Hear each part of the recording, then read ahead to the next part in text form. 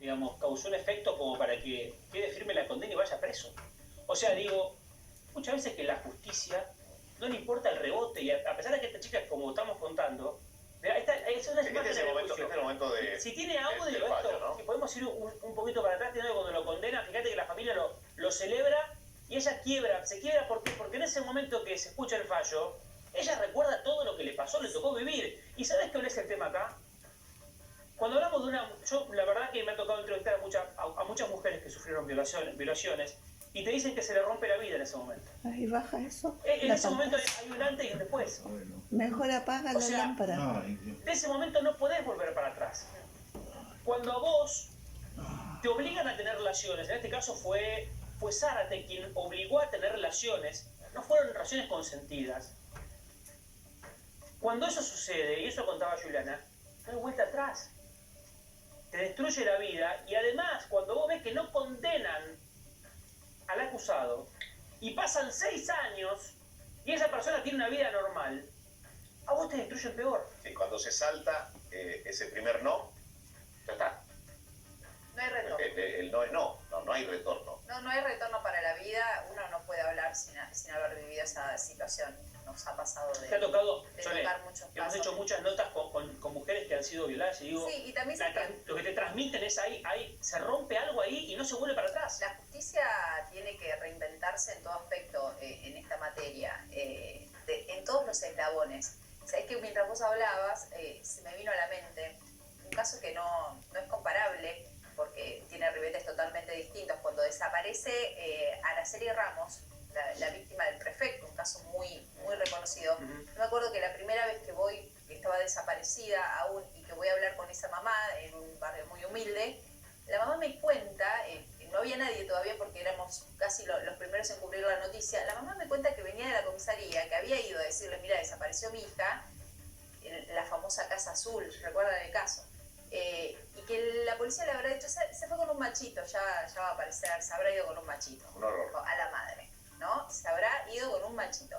Digo, hay tanto que nosotros estamos muy atrás, hay tantas madres que han pasado por situaciones, que vos lo ves ahora y lo pensás ahora, y vos en tu entero juicio querés ir a buscar a ese oficial que le dijo eso a esa mamá, y no sé, la verdad no sé qué hacer. Sí, para no caer en una generalización, sabemos que se ha avanzado y mucho, sí, pero es a partir de la lucha... Demostrarlo. De demostrar los hechos. ¿Cuántas mamás? Y también de las víctimas, que fueron las que realmente salieron a exponerse nuevamente, más allá del hecho en sí, de la victimización del caso. Ahora, recién Carlos planteaba la cantidad de mensajes que se entregan en el momento de la condena, ¿no? Visualmente, y a partir del audio que vamos a escuchar, también uno puede sacar muchas conclusiones. Vamos a ver.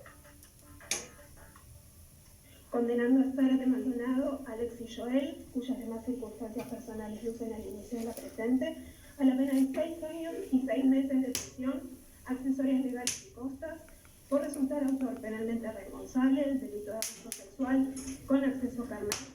Hecho ocurrido el día 16 del 3 de 2014 en la localidad de Wilde, partido de Avellaneda, en perjuicio de Peralta Urbina Giuliana. Es que acá hay una doble sensación. A ver. La primera es saber que lo que vos contaste es verdad, porque es muy difícil contar algo que la gente no te crea. Entonces vos sabés que acá lo que vos contaste con tanto dolor... No le queda duda a nadie. Claro, quedó ahí, está explícito en la justicia. Y después, yo creo que debe ser algo a nivel personal de liberación, de decir, se hace justicia en parte. O sea, en parte, siempre va a ser en parte. Es una reivindicación, porque la mayoría de las víctimas, lo primero que se hace es poner en duda su palabra. Siempre. Es una reivindicación.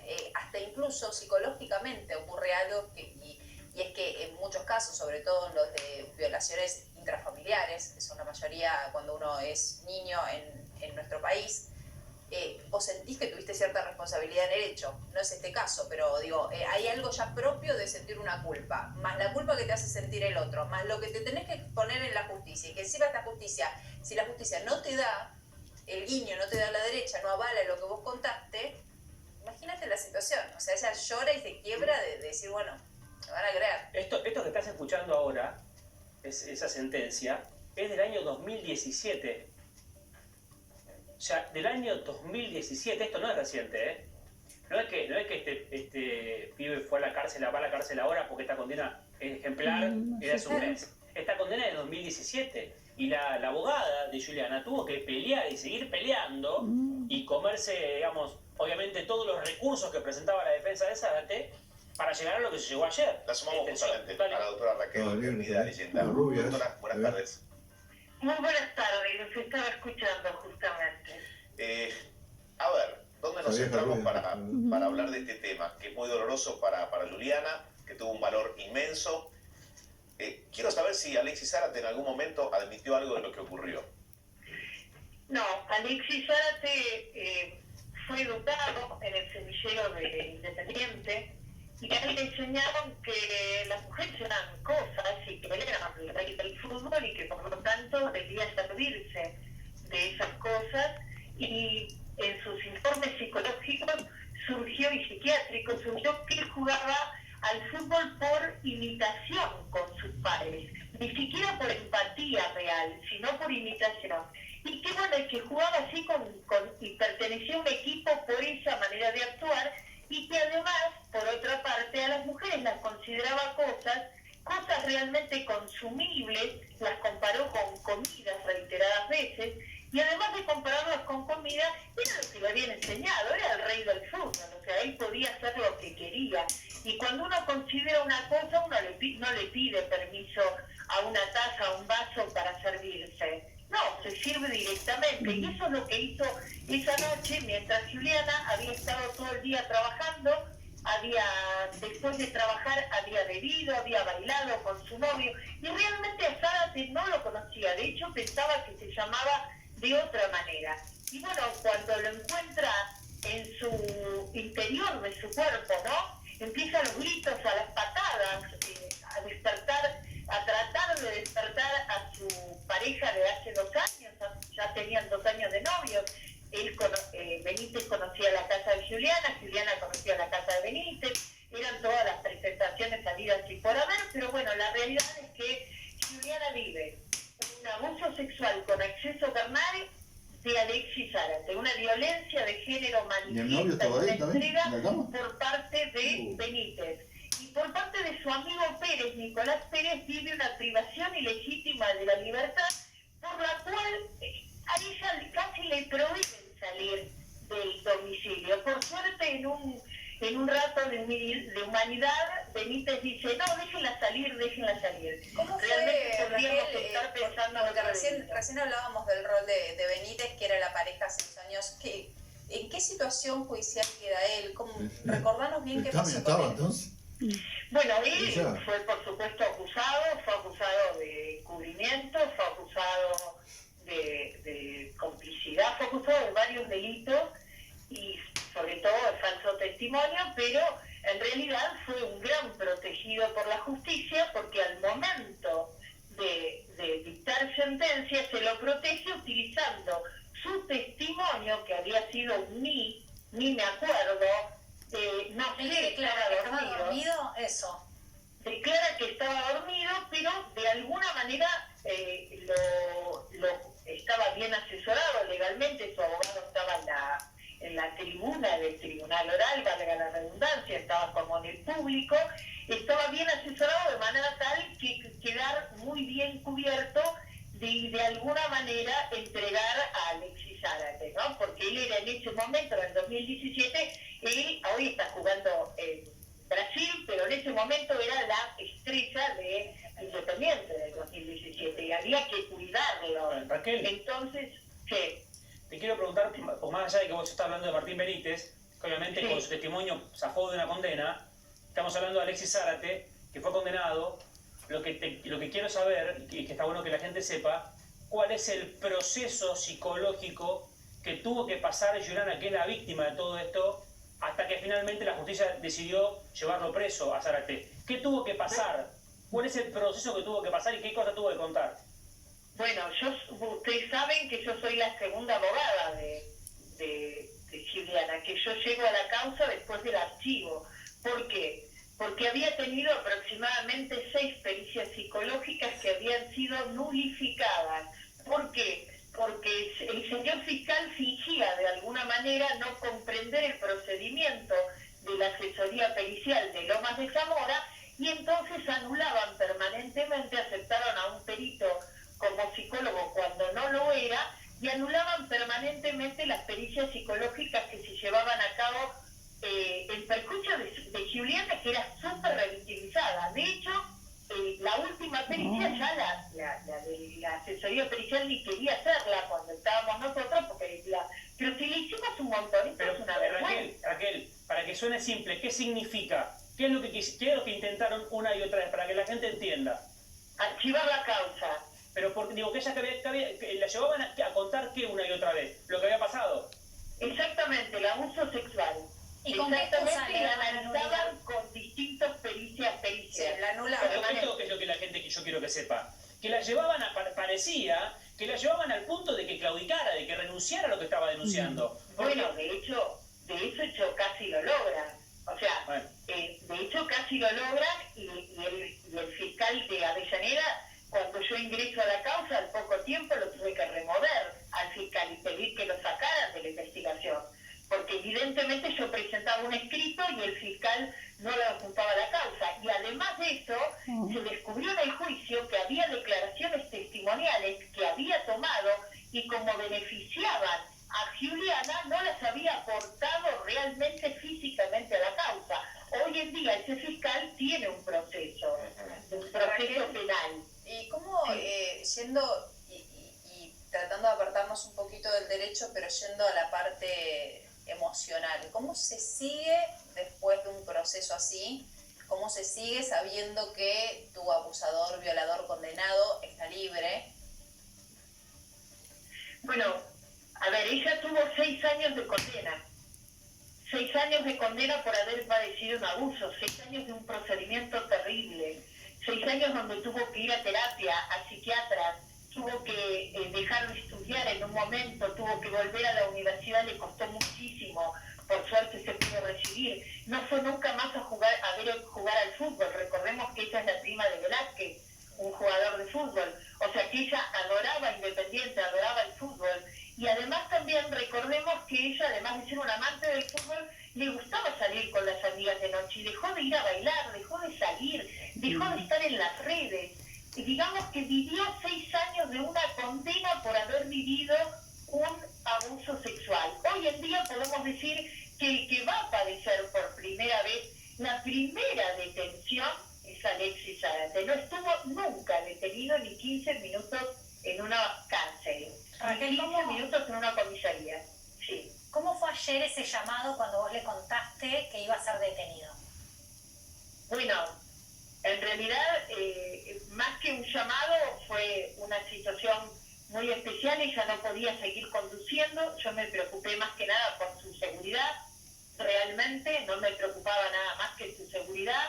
Su familia se ocupó de contenerla. Ella tiene un grupo familiar muy íntegro y unas amigas muy valiosas que siempre la sostuvieron, y por eso ella durante todo el juicio decía: yo tengo que hacer algo por las demás, porque yo puedo, porque tengo una familia, porque tengo amigas, porque te tengo a vos, Raquel, yo tengo que hacer algo por las demás porque yo puedo, decía ella, diciendo que había mujeres en peor situación que ella a la hora de tramitar este terrible calvario del proceso judicial.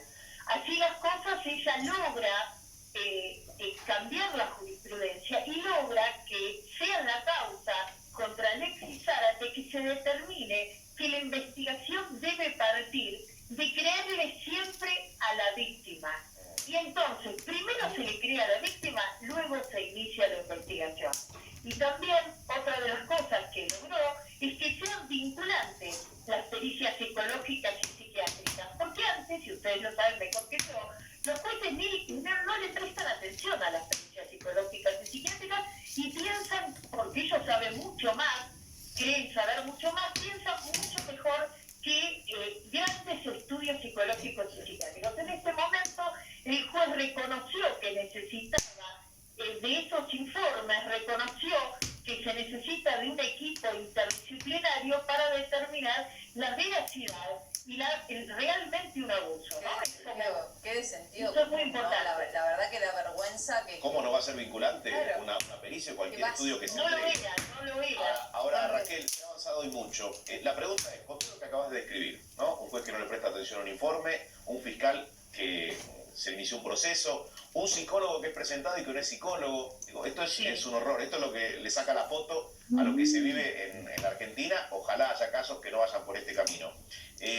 La pregunta concretamente, Raquel, ¿qué hay que hacer para que esto no sea reiterado, para que no se repita, para que la víctima no tenga que exponerse aún más y pasar a dar un paso al frente para que la causa continúe? Y por otra parte, ¿hubo algún ofrecimiento de Alexis Zárate o de los abogados para que todo esto quedara...? Alexis Zárate personalmente no fue el ofrecimiento. El ofrecimiento lo recibió la mamá de Juliana. Sí. Recibió varios llamados telefónicos. Yo recibí llamados telefónicos de colegas, pero no de los defensores. Nunca los defensores...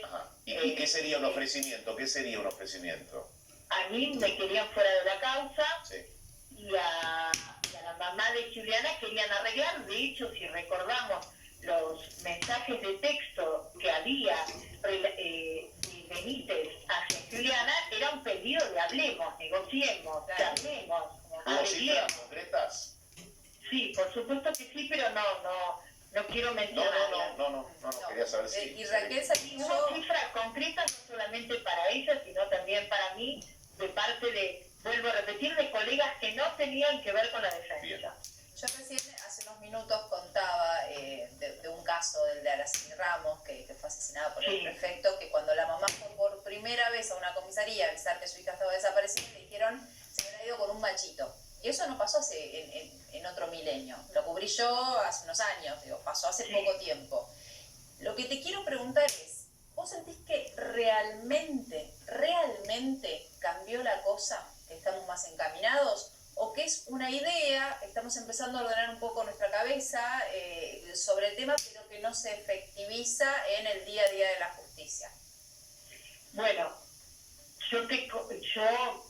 mi obligación es decirte que es verdad que las cosas han cambiado, que se han modificado, bueno, que se sentó jurisprudencia en un montón de causas, que yo, como abogada militante del derecho penal que soy, mi estudio jurídico, mi equipo interdisciplinario no se dedica, agradezco al doctor Garín, a Javier Garín, a todos mis colegas que han trabajado en esta causa, no se dedican a hacer dinero, sino realmente en estas causas a cambiar la historia. Estamos dedicados full time a cambiar la historia de las sentencias, esa es mi vocación, ¿no? Y en realidad creo que se está cambiando de a poco, pero que hay que siempre mantener muy firme. Y, por ejemplo, yo siempre escucho que varios colegas en televisión y en otros medios dicen qué bien que trabaja el fiscal. Si no sos abogado de la víctima y si vas a felicitar al fiscal, no estás haciendo tu trabajo, porque ningún fiscal trabaja realmente bien.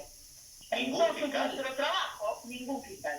Se lo puedo decir seriamente, ninguno. Y le puedo decir algo, nosotros tenemos, los abogados de las víctimas, tenemos que ser los gendarmes de la causa. Tenemos que ser quienes vigilemos Pero los fiscales están abocados a violencia de género en particular, que me consta que... Bueno, yo le diría que hay muchos que su título es ese, y en la práctica no son tan buenos, no son especializados en la materia, que fueron nombrados, quién sabe cómo, entre gallos y medianoche, pero que de la materia poco conocen. Para mí, el Ministerio Público Fiscal, en el caso de Juliana, ejerció la peor de las violencias, una violencia institucional, a tal punto que el fiscal de debate, cuando termina condenado Zárate, me dice, doctora, ¿a usted le conviene que Zárate siga libre y jugando al fútbol para poder pagarle sus honorarios? Yo lo miré y le dije, usted no entendió nada. Si nosotros hubiéramos querido dinero, lo hubiéramos solicitado antes, no hoy con la condena. Nosotros no buscábamos dinero, buscábamos cambiar la historia. Pero claro, al Ministerio Público, que no solamente es el de Chubut, el Ministerio Público sigue siendo en nuestro país la sede patriarcal por excelencia, el lugar más difícil. Y realmente es quien debería estar un poco al lado de la víctima. Pero recordemos, importante, parece que la ley de la víctima en la provincia de Buenos Aires, por más que haya 500 políticos que digan lo contrario, la ley de la víctima en la provincia de Buenos Aires no está vigente. Para que una ley esté vigente debe modificar el Código Procesal Penal.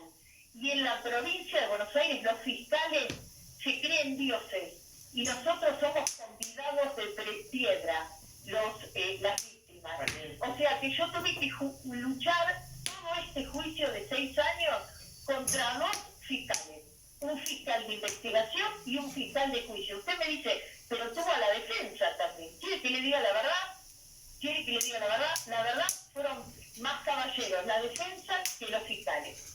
Yo cuando usted habla, recién mencionó a Chubut, para que la gente entienda, Raquel hace referencia al fiscal Rivarola, que una violación en manada la catalogó como desahogo sexual, y después se enojaron con el juez que desestimó el juicio abreviado. Sí, que estaba desenfocado, digamos.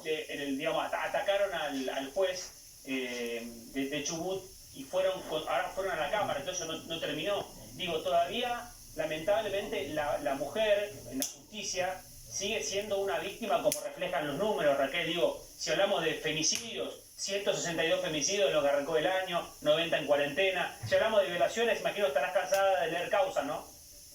Sí, en realidad en esta cuarentena que me quedé haciendo, como yo digo, office home, porque en realidad me quedé dentro de la oficina para trabajar y la paso aquí, en realidad lo que yo advierto permanentemente es en la lectura de causas que nosotros modificamos la historia, modificamos la jurisprudencia y no la citan, y que evidentemente hay un montón de, por suerte y gracias a Dios, le vuelvo a repetir, hay un montón de hombres, colegas y un montón de mujeres que hoy integran grupos feministas importantes y son abogadas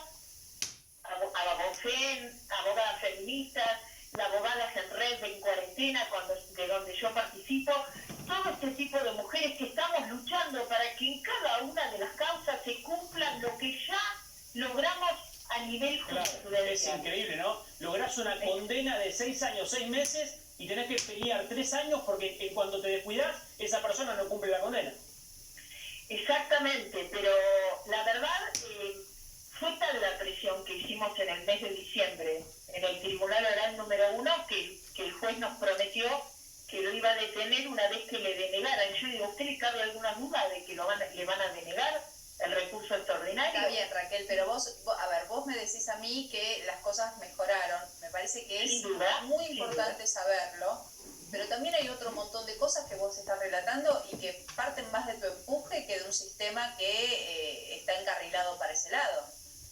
A ver, yo trato de cambiar la historia se modifica, pero nosotros tenemos que formar un ejército de mujeres y hombres que hagan valer la perspectiva de género y que los cambios jurisprudenciales realmente se conviertan en fallos nacionales en general. Ese futbolista. Eso nosotros cada uno lo hacemos. Estoy de acuerdo, Soledad, con que mucho tiene que ver con el empuje del abogado, sin duda alguna. Sin duda alguna, si yo me quedaba dormida, esta causa se activaba. Hoy me lo dijo Juliana. Hoy Juliana me puso un Twitter diciéndome que en realidad todo esto se debía a mí porque yo estaría sola y con la causa activada. Hay muchas personas que no lo deben saber, me parece que es justo contarlo. Nosotros, los periodistas, y sé que con todos los colegas de todos los canales, la verdad que el WhatsApp con vos es 24 horas al día, 365 días del año. Vos sos una persona que siente que tiene un motor especial por esta causa, que no es un trabajo, es algo que vos sos defensora de esta causa. Pero lo que voy es, me encanta que estés vos, me encanta que hayas podido estar con Juliana, los unió, es justicia divina que ustedes dos hayan encontrado para esto, porque si no, no tengo dudas de que Zárate sigue pegándole a la pelota y todos alentando su nombre desde una tribuna. Pero lo que digo es, el sistema tiene que funcionar sin una Raquel, el sistema tiene que funcionar, hasta con el abogado más mago del planeta. Sole, me estoy multiplicando en un montón de abogadas y abogadas que estamos trabajando todos los días, nos estamos multiplicando. Entonces, yo solamente soy una cara visible porque soy más grande, porque soy más vieja y porque tengo más causas encima, pero en realidad somos muchísimas las que cambiamos todos los días la historia. Somos muchísimas y hay que felicitar a cada uno de ellos que van cambiando la historia todos los días. Y así vamos a poder, o sea, con cada una que se juegue en una causa, cada uno que se juegue en una causa, nosotros vamos a lograr vencer esta injusticia real que existe con las mujeres. Es cierto el tema del femicidio, pero también es cierto que hoy en día no hay femicida casi libre, porque casi todos, gracias a Dios, consiguen su condena perpetua. O sea, eso es importante. Raquel, a ver, me quedé con lo de los fiscales, no, la verdad no lo puedo creer, lo que acabas de relatar. Hay fiscales mujeres también, ¿no? Hay algunas que son peores, tengo varias. El machista no es un hombre, ¿eh? El machista puede ser hombre o mujer. No es un hombre el machista, ojo, no tiene nada que ver con el género. ¿Sí? ¿No viste la vieja esa que defendía Sí. del que mató a la sargento allá en Colombia? Es una historia, Y se lo y defendía es muerta. algo que atraviesa a personas a determinar sentencias y siempre dudar. Yo recuerdo cuando yo no era abogada de Juliana y gritaba en los canales defendiéndola sin conocerla, porque la estaban humillando, porque era una botinera, porque era una prostituta del fútbol, porque era la diablita de Independiente, todas falsedades respecto a Juliana que además no tendría nada que importar si lo fuera, si fuera botinera o si fuera prostituta. Algo había, sí. Porque ella estaba en la pieza con los dos tipos. Eso que quede claro. Y más allá de eso, yo vivía discutiendo, defendiéndola, y bueno, logramos la sentencia. Y yo creo que cada uno de los abogados que está hoy luchando en tribunales logra modificar la historia. Sí, por supuesto que jugándose, y sí, por supuesto, convirtiéndose en de la sombra de fiscales. Yo le puedo decir que hay un montón de fiscales cuando deben llegar a mí tiembla. Cruza la vereda. Otra vez esa mujer. Se agarra en la cabeza. ¿Y cómo es este tiempo de cuarentena, donde el Poder Judicial nos está moviendo con la normalidad previa al 20 de marzo? ¿Qué está ocurriendo con causa de violencia de género, con denuncias de violencia de género? Bueno, yo les quiero decir, nosotros estamos trabajando, haciendo una guardia, por supuesto ad honorem, para atender todos los casos de violencia de género, tratando de darle TIC y un montón digamos, de contraseñas a cada una de las víctimas para pedir socorro. Eso es en tu caso o tu grupo de profesionales quienes te acompañan, ¿no? Todos los profesionales, todos los grupos, de todas las organizaciones feministas y de abogadas, Sí. de abogadas, estamos trabajando realmente... Yo me refiero a quien no recurre a un abogado y quiere hacer una denuncia en una fiscalía, o va a una comisaría, o quiere que avance una causa. Funciona. Sí, funciona. Sí, funcionan. En realidad están funcionando las medidas cautelares, está funcionando el sistema de alimentos provisorios, están funcionando. Medidas cautelares son, por ejemplo, la prohibición de acercamiento, prohibición de la exclusión del hogar. No, eso está funcionando y realmente creo que están haciendo mucho hincapié en proteger a la víctima, lo cual les agradezco enormemente. Ahora, a mí me preocupa otro tema hoy, porque yo cuando empezó la pandemia yo estaba haciendo relevamiento en cárceles, defendiendo a mujeres que se habían defendido del violento y el mismo fiscal que no les había tomado la denuncia de violencia de género, después las condena por intento de homicidio, por homicidio, o sea, las mismas que cuando fueron a denunciar no fueron escuchadas y el mismo fiscal después las termina poniendo en prisión. Y sobre esos temas yo también tengo miedo en este momento de pandemia de algunas causas que se están llevando entre gallos y medianoche y se están haciendo irregularidades como por ejemplo cámara Gesell por Zoom.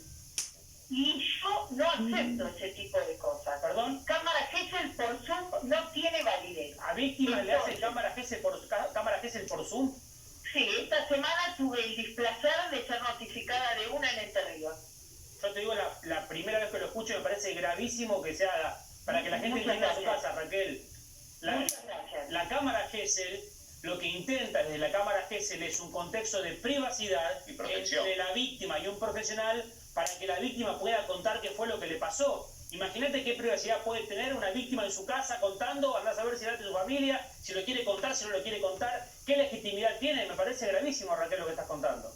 Bueno, también te voy a contar algo. Tengo un fiscal en Colón, provincia de Buenos Aires, que me cita presencialmente a una audiencia.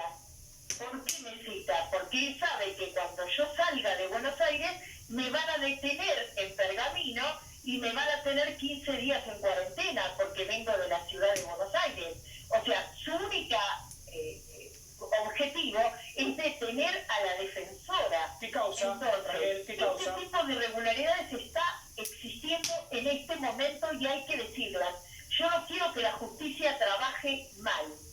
O sea, quiero que si va a trabajar, trabaje bien y que no oculte ni viole garantías constitucionales, ni de la víctima ni del imputado. Ahora, ¿qué hay? ¿Desconocimiento cuando se brinda la posibilidad de hacer una cámara Gesell por Zoom?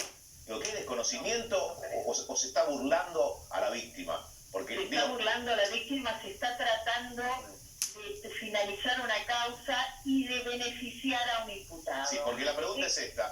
No imagino que sea muy difícil establecer un protocolo para que la víctima tenga todas, pero todas las protecciones posibles para no exponerse nuevamente, más allá de haber sido víctima, ¿no? Bueno, a ver, las irregularidades que se están llevando a cabo durante la pandemia son tantas que podríamos estar hablando horas. O sea, son demasiadas. ¿Y dónde se denuncia desde esto? citaciones a audiencias presenciales que no se controlan por internet. ¿Pero qué se puede hacer? Sí. Bueno, ¿qué se puede hacer? Por favor, pedir la nulidad de todo. Y por favor, abogados, a hacerlo público cada irregularidad que vean. En este caso de Entre Ríos, yo le pedí a mi colega que por favor se opusiera firmemente a la realización de una cámara Gesell. Porque una cámara Gesell por Zoom, donde la víctima está observando a todos los abogados defensores del imputado y a su propia abogada, no corresponde. Entonces, o sea, es el fin de todas las garantías que se brindan en ese procedimiento, justamente. Exactamente. Pero esto está sucediendo también, ¿no? No nos llevemos qué lindo están trabajando. Sí, detuvieron muy lindo, detuvieron a Alexis Zárate, gracias, pero tampoco violen garantías constitucionales, porque yo no pretendo que la Constitución sea manchada por un coronavirus. Raquel, ¿recibiste como abogada más causas en la cuarentena vinculadas a violencia de género o a violaciones, abusos? No, en realidad la violencia sexual es una parte de la violencia de género. He recibido violaciones y exclusiones del hogar demasiado de niños que, por ejemplo, se descubrían en la calle, que los llevaba al auto, por ejemplo, de padres que llevaban a sus hijos al auto para ser abusados, de chicos que estaban en sectores del country, de chicos que estaban en la calle, y bueno, que gracias a la intervención de muchos oficiales o de pronto de algún vecino pudimos detener y excluir del hogar al abusador. ¿Por qué cuenta? En realidad el abuso sí aumentó igual que la violencia de género. ¿Por qué cuenta, Raquel, esto? Porque el abusador, el violador, obviamente está encerrado en esta cuarentena y es una persona que no tiene límites y no pone fin. Claro. Entonces, la propia pandemia hace que dejemos indefensa a la víctima encerrada con su abusador muchas veces. Y un mecanismo para detectar estas cosas y avisar a la justicia suele ser la escuela, cosa a la que los chicos tampoco están asistiendo, porque a veces pasan golpes, violaciones, la maestra lo detecta, ve algo